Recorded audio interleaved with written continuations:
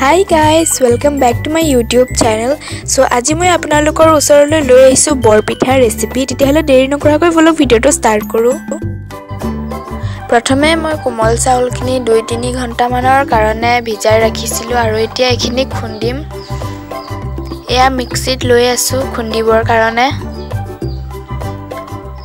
এয়া খুন্দি আছো আৰু উলিয়াইলো এনেদৰে চালনিত চালি ল'ব লাগিব। এয়া চালি লৈছো আৰু ইয়াত দিম বেকিং পাউডাৰ অকমান আৰু দিম আদা অকমান কাটি আদাটো দিলে ভাল হয় খাবলে।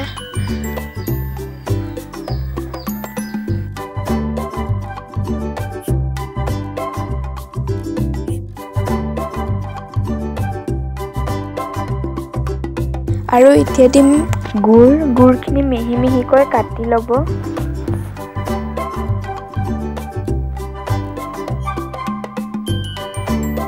আৰু এতিয়া অকণকৈ পানী দি ভালদৰে সানি ল'ব।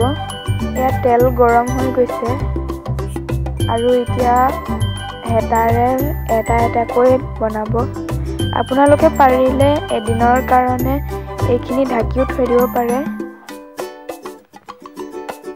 ঢাকি ৰাখিলে বেছিকৈ ফুলি উঠে।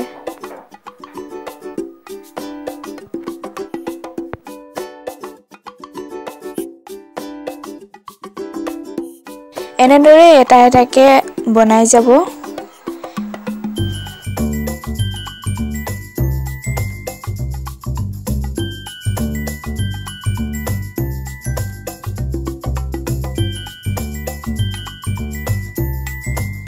এয়া আমাৰ পিঠা ৰেডি হৈ গৈছে। দেখিবলৈ পাইছেই চাগে।